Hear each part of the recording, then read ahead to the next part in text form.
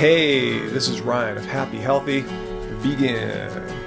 Well, the video I put out recently about running versus cycling with regards to weight loss, boy, tons of comments there. A lot of people just really not down with running. They think it's like too high impact, you get too many injuries from running, either from their own personal experience or from what they believe. So I thought I'd share with you guys here my personal experiences with running. I've been running virtually injury-free since 2012, so maybe you can learn a little bit something about how I've been doing it.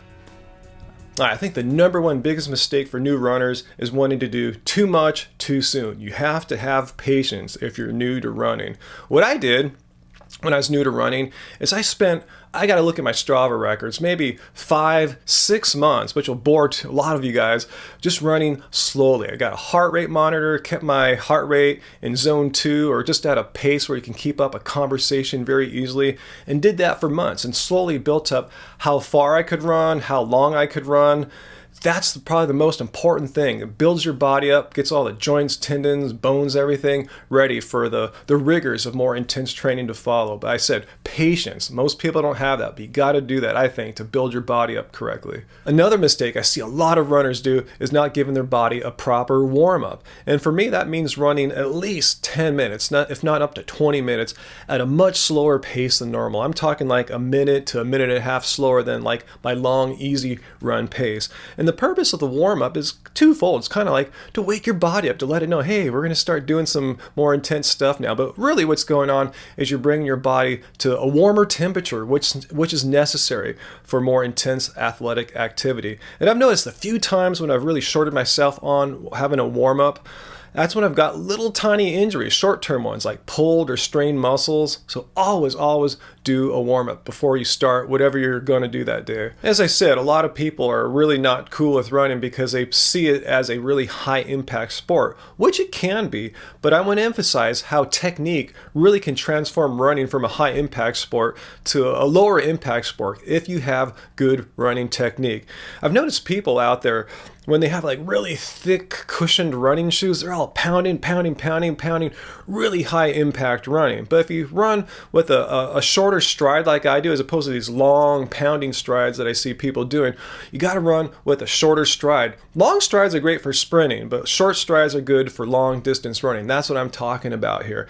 In fact, I'm so quiet on the running path, you can barely hear me. I sneak up on people all the time and they get scared because they had no idea that a big 6.5 foot man was approaching them. I'm so quiet. How should you learn proper running technique? Well, I'm really a big proponent of more minimalist running shoes, ones that don't have a lot of cushioning. They force you to run with a better stride, landing more on the balls of your feet rather than your heels and heel striking. And another thing I like to do is I like to run with even more minimal shoes. I have some sandals, have some as nature intended shoes, which are really flat on the bottom, and those really force you to run with the proper technique. You can't get away with heel striking. It's pretty much being barefoot. So learn more about technique. Just don't get some big thick shoes and think you can go out there and pound it really hard. So hopefully you got yourself some good minimalistic shoes, you're learning proper running technique, you're laying down a good foundation, and the next thing to do is do lots of running slowly. Yeah, I know I said build up a lot of slow base miles, but really what you want to do is reinforce good running technique at a slower pace. You just can't go out and start running fast and expect to have good form. It's something that happens that you build up over time doing lots of slower miles. And that's another thing I would emphasize too, is not always going out there and trying to smash it on every run. In fact, I probably do about like 90 to 95% of my runs at a pretty easy to moderate effort. But when I kick butt, I'm kicking butt on a tempo run, when I'm doing my hill repeats, then I'm putting out a pretty maximal effort. But the secret is not to go out there and beat yourself up all the time. Build up lots of miles, and then when you're going to work hard, work hard. I got a lot of comments about how being overweight is a really bad thing for a runner. It's just really hard on the body, all the pounds and pounding that go on with the extra pounds. And yeah, I'll agree. If you're really overweight, you're like 60, 100 plus pounds overweight, yeah, you might not want to think about running as your main sport. Yeah, cycling, swimming, stuff like that, way low impact, way safer for you. However, that's being said, I weigh 180 pounds, guys. Yeah, you know, I'm skinny, but I'm 6'5". 180 pounds is a large amount of weight. It's heavy for a runner is what I'm getting at. So I'm getting that pounding on the joints and bones and tendons and knees and all that. Yet I'm able to have a running career, if you will. You know, I've been injury-free virtually since 2012. And I see tons of runners in my running club. We're about 100 strong on my Wednesday runs here. And a lot of people, maybe about 40-50% of the runners I see week in and week out, and they're overweight, you know, 10, 20, 30 pounds, and they're able to do it in the long term too. But again, it's by doing lots of slow runs, building your body up so it can handle the pounding of running.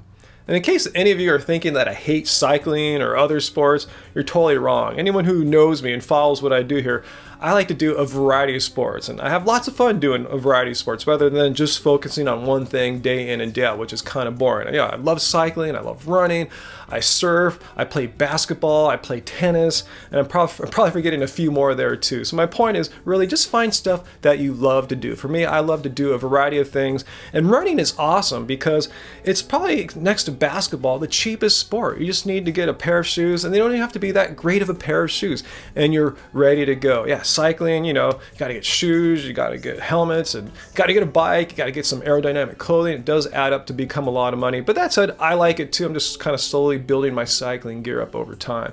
But anyway, hope you got something out of this video. I'm not trying to diss any sport. I'm just trying to share with you how I have stayed injury-free pretty much since 2012. Like I said, a couple pulled muscles, twisted my ankle on some wet ground before.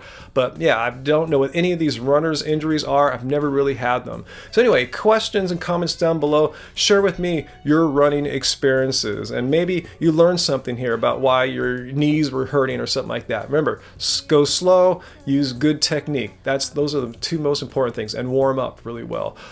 Post down below, hit like if you got something out of this video, and share it with friends who like I said, are kind of afraid to run, and maybe this will help them out. And subscribe if you're new to our channel for more from me and Angie here. Some more vegan content coming. Just had to get this fitness stuff out there for you. And until next time, guys, keep it carved, baby. Keep it carved.